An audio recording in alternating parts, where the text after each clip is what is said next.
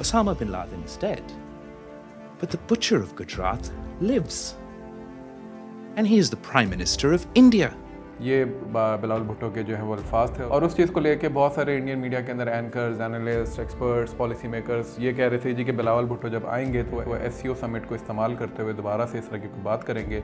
So we need to boycott Bilawal Bhutto, we need to isolate him. ऐसा ही एक programme जो है वो बरका दत्त, आपको मालूम है बहुत मशहूर एंकर हैं और उन्होंने ही पिछले दिनों एक प्रोग्राम है उनका बॉटम लाइन विद बरका दत्त वो किया और उन्होंने कुछ पैनलिस्ट बुलाए, कुछ पाकिस्तान से और कुछ हिंदुस्तान से. उसका मैं थोड़ा सा एक डायसेक्ट करूँगा कि किसने क्या बात की और आउट ऑफ कॉन्टेक्स्ट किस तरह बात हुई और किस तरह एक नैरेटिव जो पहले से क्रिएट किया गया और अनफॉर्चुनेटली उसमें कोई एक दो पाकिस्तानी जो साहिबान थे या साहिब थे उन्होंने किस तरह अपना रोल प्ले किया.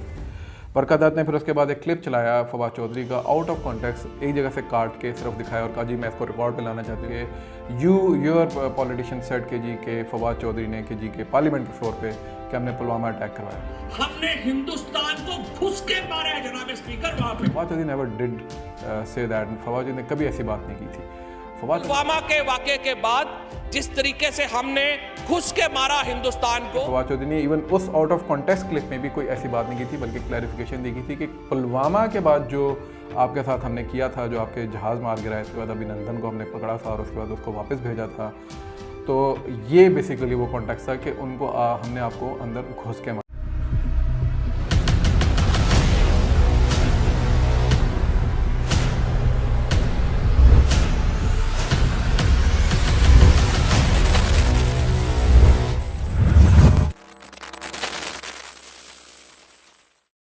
अस्सलाम वालेकुम जी, मेरा नाम सलमान जावेद है और आज मैं एक नई कहानी के साथ आपके सामने हाजिर हूँ. आज की कहानी की नई एपिसोड के साथ.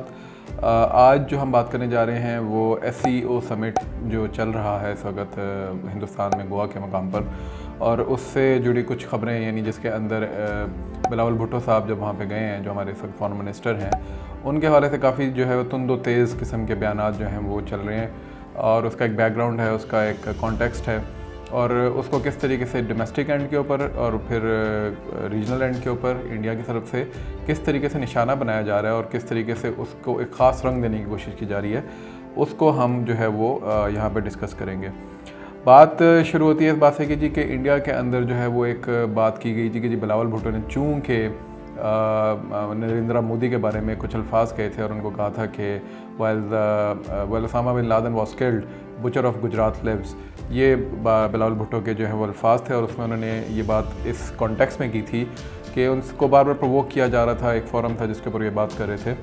फिर उन्होंने जब टेररिज्म और इस तरह की बात की गई तो उन्होंने उसको फिर जवाब में इस तरीके से बयान किया और उस चीज़ को लेके बहुत सारे इंडियन मीडिया के अंदर anchors, analyst, experts, policy makers ये कह रहे थे जी कि बिलावल भुट्टो जब आएंगे तो वो SCO समिट को इस्तेमाल करते हुए दोबारा से इस तरह की कोई बात करेंगे.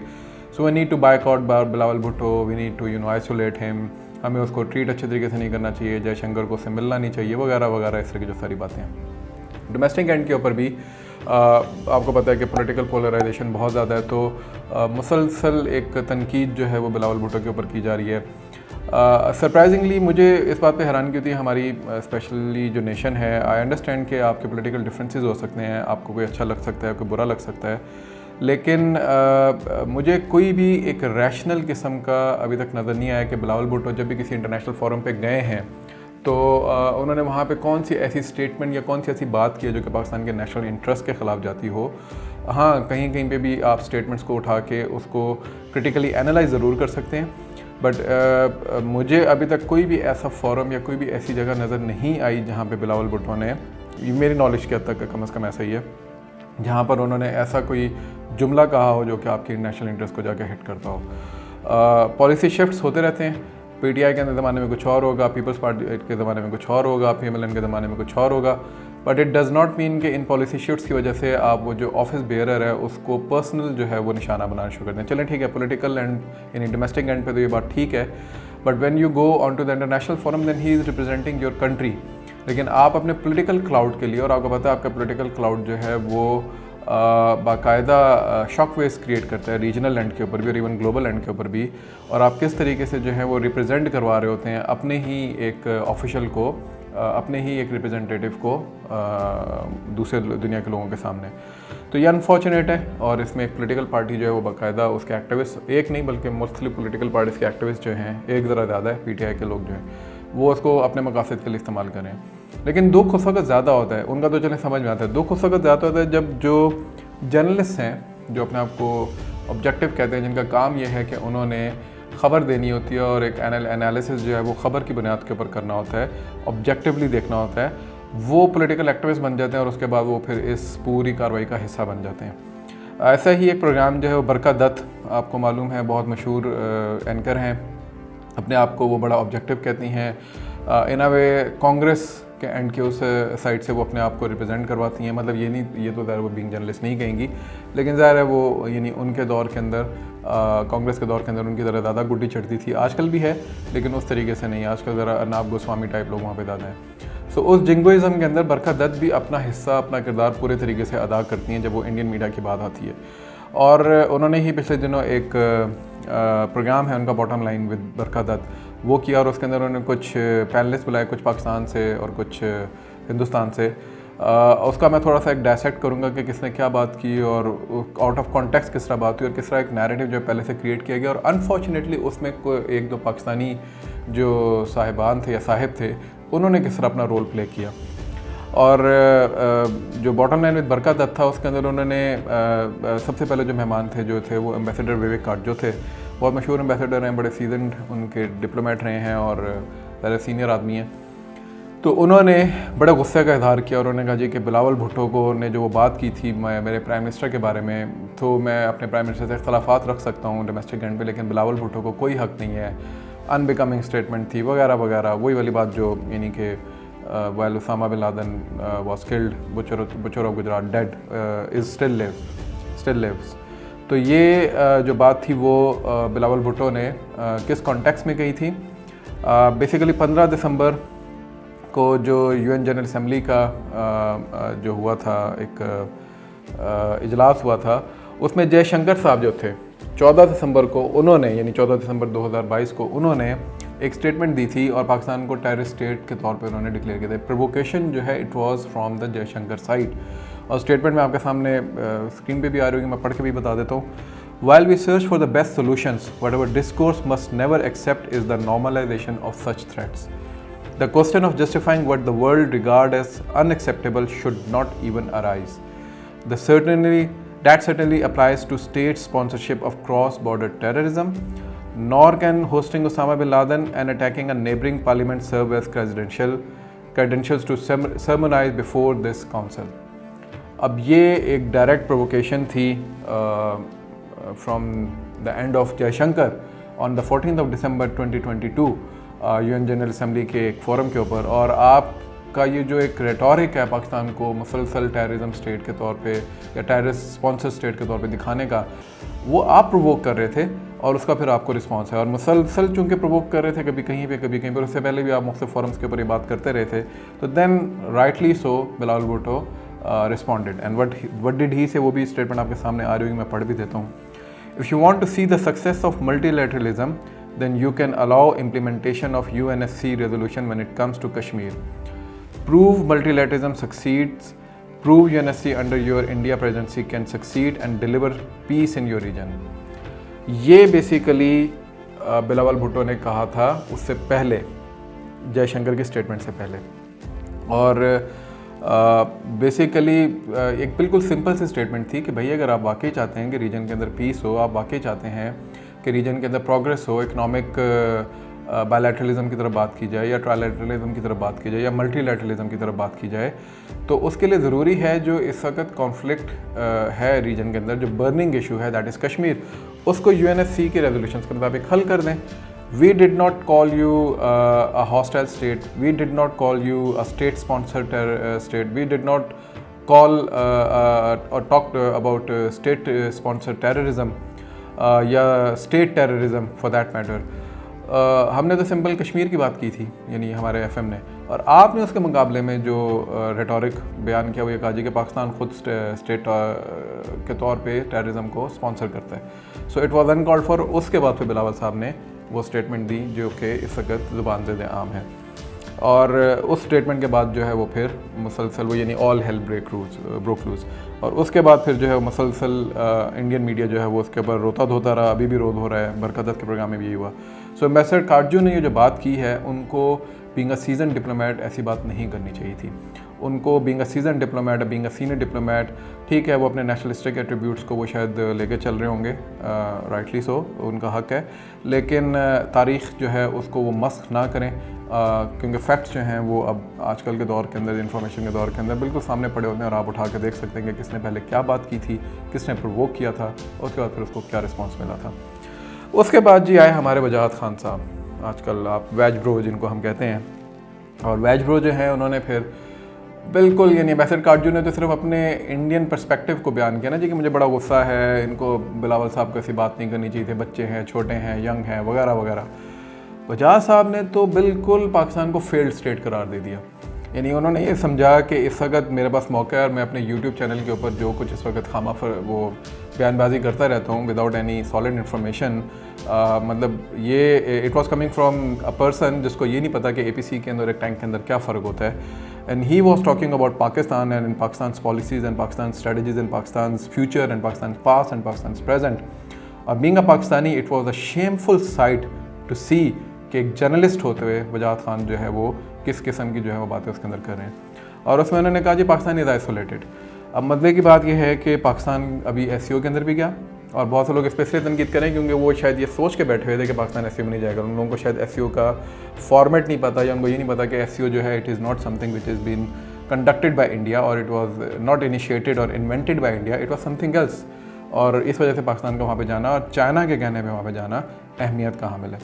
उसके बाद अभी एक ट्रायल लेटरल मीटिंग होने वाली है, शायद वैज ब्रो को ये बात नहीं मालूम, लेकिन ये ज़बान ज़्यादा आम है, सबको पता है कि अफगानिस्तान के FM, चाइनीज़ FM और पाकिस्तानी FM की एक ट्रायल लेटरल मीटिंग होने वाली है 1-2 दिन के अंदर। जब आप ये वीडियो देख रहे हो शायद हो चुकी हो या हो रही होगी, और उसमें भी जाहिर है बहुत सारी चीज़ें डिस्कस होंगी। तो ये जो आइसोलेशन वाला मंत्रा है ये तो इंडियन मंत्रा था वजाहत साहब, और इसके अंदर तो इंडिया का ये प्लान था, बाकायदा उनकी ये डॉक्ट्रिन का हिस्सा है ऑन रिकॉर्ड कि हमने पाकिस्तान को आइसोलेट करना है। And you are actually telling us that within an year India manage to isolate Pakistan. That's a surprising statement from you, coming from you. फिर आपने कहा जी loss to India at all fronts. Agreed जी, आप कह सकते हैं कि पाकिस्तान जो है वो इस वक्त इकानमी के हवाले से इंडिया से बहुत पीछे चला गया, बहुत बड़ा गैप है। अभी पाकिस्तान को ईयर्स एंड ईयर्स लगेंगे उस गैप को फिल इन करते हुए, and that is exactly the reason कि हम लोग चाहते हैं कि किसी तरीके से ये कश्मीर का मसला जो है वो हल हो, ताकि फिर हम जो है वो इकानमी की तरफ जो है तवज्जो दे सकें। और इन ना सिर्फ कश्मीर बल्कि अफगानिस्तान में भी जो माशाल्लाह खरमस्तियाँ होती रहती हैं हमारे नेबरिंग कंट्री की तरफ से, वो भी ख़त्म हो ताकि हम फिर फोकस होकर कुछ काम कर सकें। लेकिन unfortunately you didn't talk about that, you only talk about this thing कि पाकिस्तान लॉस्ट टू इंडिया। और अगेन आपको कॉन्टेक्चुअली बात करनी चाहिए थी, आपको इस तरह पाकिस्तान के बारे में एक स्वीपिंग स्टेटमेंट देते हुए थोड़ी सी शर्म आनी चाहिए थी। तीसरी बात आपने की जी anti India slogans during elections. ये पाकिस्तान के अंदर वैसे मैंने देखा है कि हमारी जो पॉलिटिकल पार्टीज़ हैं ये बहुत कम ये काम करती हैं। कश्मीर का मसला ज़रूर उठाती हैं, लेकिन एंटी इंडियनिज़म के ऊपर इवन PTI भी मैंने नहीं देखा कि बहुत ज़्यादा बात करती हो। बल्कि इमरान खान के दौर के अंदर तो मुझे याद है कि मेरा बड़ा ये होता था कि धरने के दिनों के अंदर और कंटेनर पे जब वो साहब होते थे तो उस ज़माने भी मेरा बड़ा होता था कि यार कश्मीर के ऊपर कोई इनको स्टेटमेंट देनी चाहिए, मोदी पे इनको कोई स्टेटमेंट देनी चाहिए, but he never talked about these things. और राइटली सो, ठीक है, हमारी पॉलिटिकल पार्टीज़ के एजेंडाज थोड़े डिफरेंट होते हैं। फॉरेन पॉलिसी के ऊपर हमेशा ही ये मरहूने मिन्नत रहे हैं इस्टेब्लिशमेंट के, और फिर बाद में ये रोते भी हैं कि इस्टेब्लिशमेंट क्यों फॉरेन पॉलिसी को कंट्रोल करती है। तो ये तो इनकी अपनी गलतियाँ हैं कि ये इसके बारे में बात नहीं करते, ना इंडिया के बारे में, ना अफगानिस्तान के बारे में, ना ईरान के बारे में, ना तुर्की, ना मीना रीजन, ना साउथ एशिया, ईस्ट एशिया, ना फार ईस्ट के बारे में इनको पता ही नहीं होता। और ये सिर्फ डोमेस्टिक पॉलिटिक्स को सामने रख के जो वो अपनी बातें जो वो लेकर चल रहे होते हैं। तो उस पर फिर बाद में रोना नहीं शुरू कर देना चाहिए कि जी के पाकिस्तान जो है उसके अंदर एंटी इंडियनिज़म के ऊपर जो है वो अपना पॉलिटिकल क्लाउड बनाया जाता है। भाई बात यह है कि एग्जिस्टेंशियल थ्रेट जिससे भी होगा, पाकिस्तान के पॉलिटिशियन और स्पेशली पाकिस्तान का फॉरेन मिनिस्टर, ये उसकी जिम्मेदारी है कि वो उस थ्रेट को हाईलाइट करे, वो कोई भी फोरम हो। And he was doing so while being the foreign minister of Pakistan, not only as a politician. तो वजाहत साहब, आप अपनी ऑब्जेक्टिविटी यहाँ पे एग्जैक्टली उसी तरह लूज़ करके जिस तरह किसी ज़माने में PTI के दौर में सलीम साफ़ी साहब, तलत हुसैन साहब और हामिद मीर साहब लूज़ कर गए, तो अभी इस वक्त आप उस दौर में से गुजर रहे हैं। फिर आपने कहा जी nobody is talking to Pakistanis. FM couldn't even get FaceTime with US Secretary of State Blinken. I mean, this was an embarrassment, right at the show of बरका दत्त। अभी तक ब्लिंकन की 5 ऑफिशियल मीटिंग्स हो चुकी हैं फॉरेन मिनिस्टर के साथ। 2 जो हैं वो 2022 में बिलावल भुट्टो के साथ हुई थी। उसके बाद लास्ट इन पर्सन मीटिंग जो है वो सितंबर में हुई। उसके बाद फिर the reason for a call जो इन पर्सन मीटिंग जो है वो जो उस वक्त उनको कॉल पे उनको बात करनी पड़ी थी क्योंकि उनकी ऑलरेडी इंगेजमेंट थी कहीं पे ब्लिंकन की। एंड आप उसको इस तरह ले रहे हैं जैसे कि फेस टाइम नहीं मिला और ऐसी बात हुई। तो गेट योर फैक्ट स्ट्रेट, और पाकिस्तान के बारे में जो है वो आप ज़रा किसी और फोरम में जब बैठे हों तो ज़रा सोच समझ के बात करें। आप अपना यूट्यूब चैनल के लिए व्यूज़ नहीं ले रहे होते वहाँ पे, आप पाकिस्तान को रिप्रेजेंट कर रहे होते हैं being an ambassador of Pakistan and not being an ambassador और activist of a political party. उसके बाद जी है एम्बेसडर दलीप शाह, ये भी बड़े सीजनड वो थे। इन्होंने कहा जी कि no peace for the last 75 years, it is not only during BJP's government. और ये बात उनकी बिल्कुल ठीक है, कोई पीस नहीं था। कांग्रेस के दिनों में भी हमारे साथ ये हालात है, बीजेपी के दिनों में भी ये हालात है। बीजेपी ज़रा थोड़ा सा ओपन ओवर्टली सारी चीज़ें करती है, कांग्रेस जो है वो कोवर्टली सारी चीज़ें करती थी। पाकिस्तान में भी इसी तरीके से है। सो आप जो है वो अप्स एंड डाउन्स हमारे रहे हैं आपके साथ, लेकिन ये कहना कि पाकिस्तान ने कभी पीस मेकिंग की एफर्ट नहीं की। हम हमेशा एक पॉइंट एजेंडा हमने रखा है and that is Kashmir. Kashmir को आप रिजॉल्व कर दें, उसके बाद आप जिस चीज़ के ऊपर कहेंगे हम बैठ के बात करने को तैयार हैं। बट आप कश्मीर को रिजॉल्व नहीं करना चाहते और आप चाहते हैं कि पाकिस्तान जो वो आगे बढ़ जाए, तो आई थिंक कि ये एक ऐसा ख्वाब है जो फिर इस रीजन को कभी भी सस्टेनेबल ग्रोथ की तरफ नहीं जाने देगा। एक और उन्होंने स्टेटमेंट दी एम्बेसडर दलीप सिन्हा ने। उन्होंने कहा जी just 2 days ago our foreign minister mentioned name Pakistan of foreign soil as a promoter of terrorism। अच्छा, उन्होंने ऑलरेडी यानी काटजू की जो स्टेटमेंट थी उसी को उन्होंने कॉन्ट्राडिक्ट कर दिया, ठीक है। और उन्होंने कहा जी कि क्योंकि काटजू ने कहा था कि कभी भी पाकिस्तान के बारे में डेरोगेटरी टर्म का इस्तेमाल हमने नहीं किया या पाकिस्तान के पॉलिटिशियंस के बारे में नहीं किया, और एम्बेसडर दलीप सिन्हा बता रहे कि 2 दिन पहले ही उन्होंने इस तरह की एक बात की है। तो ये एक यानी एक स्टार्किंग मामला है जो आपको देखने। फिर बरका दत्त जो है वो उन्होंने क्लिप चलाया, नसीम ज़हरा आई, उसके बाद खैर वजाद खान साहब तो अपनी बातचीत करके भाग गए। बरका दत्त ने फिर उसके बाद एक क्लिप चलाया फवाद चौधरी का, आउट ऑफ कॉन्टेक्स्ट एक जगह से काट के सिर्फ दिखाया और कहा जी मैं इसको रिकॉर्ड पे लाना चाहती हूँ कि योर पॉलिटिशियन सेड के जी के फवाद चौधरी ने कि जी के पार्लियामेंट के फ्लोर पे कि हमने पुलवामा अटैक करवाया। Fawad Chaudhry never did say that, Fawad Chaudhry ने कभी ऐसी बात नहीं की थी।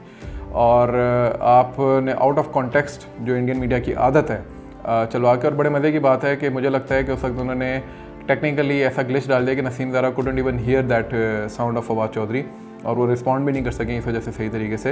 अगर वो सुन लेती तो वो उसी वक्त बता देते कि फवाद चौधरी ने इवन उस आउट ऑफ कॉन्टेक्स्ट क्लिप में भी कोई ऐसी बात नहीं की थी, बल्कि क्लैरिफिकेशन दी गई थी कि पुलवामा के बाद जो आपके साथ हमने किया था, जो आपके जहाज़ मार गिराए थे और उसके बाद अभिनंदन को हमने पकड़ा था और उसके बाद उसको वापस भेजा था, तो ये बेसिकली वो कॉन्टेक्स्ट था कि उनको हमने आपको अंदर घुस के मारा है।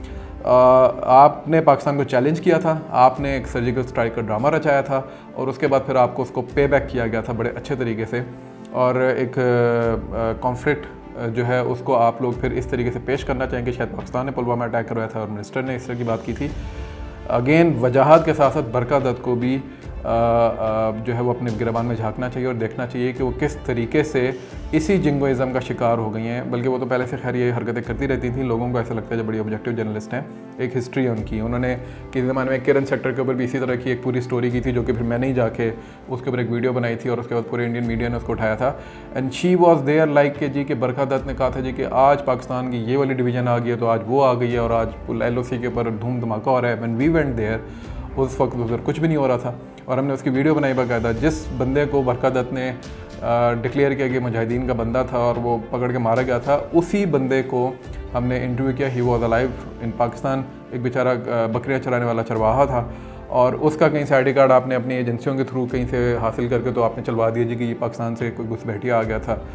तो शर्म आना चाहिए बरका दत्त को और उन लोगों को भी जो बरका दत्त को एक बड़ा अच्छा ऑब्जेक्टिव जर्नलिस्ट समझते हैं। अच्छा, उसके बाद फिर जी मेजर जनरल दोरफ काटोच, इन्होंने भी जो है वो क्या कहते हैं ये क्लेम किया जी कि जो SCO समिट में बिलावल भुट्टो साहब आ रहे हैं ये आर्मी की विशेज़ के ख़िलाफ़ आ रहे हैं। आई मीन इससे ज़्यादा बड़ी बेवकूफ़ाना बात जो है वो लोग कहते हैं कि हमारे आर्मी वाले लोग जो हैं जो वो शायद बेवकूफ़ हैं, लेकिन एक्चुअली अगर देखा जाए तो इनकी तरफ से जब भी कोई बात आती है, स्टेटमेंट आती है, इंतहाई कोई, इस पर तो कमेंट करना भी नहीं बनता कि एक फॉरेन मिनिस्टर उठ के जा रहा है आर्मी के विशेष के ख़िलाफ़ ऐसे समिट को अटेंड करने।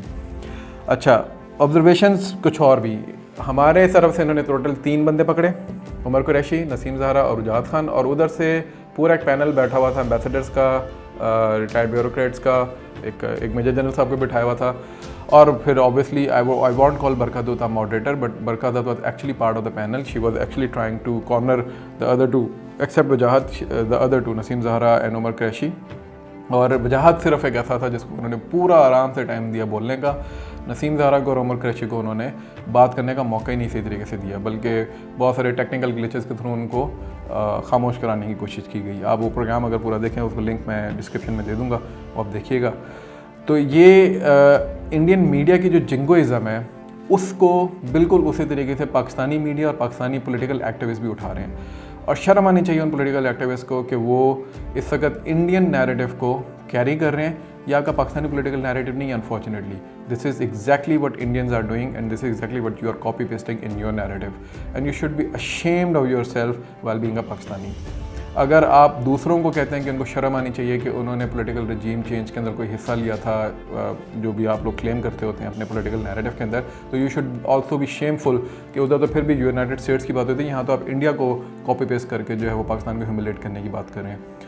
तो आज के लिए इतना ही, मैं इस पर ज़्यादा बात नहीं करना चाहूँगा, बल्कि मैं सिर्फ इतना ही कहना चाहूँगा कि मेरी कौम को जो है, यानी मेरी जो पाकिस्तानी कौम है, स्पेशली यूथ, आप अपने आप को वेल इन्फॉर्म कहते हैं, आपको बड़ा गुस्सा चढ़ता है कि आप लोगों को इल इन्फॉर्म कोई कह दे, तो आप लोग बड़ा उसके ऊपर उछल के सोशल मीडिया पे शोर मचाते हैं।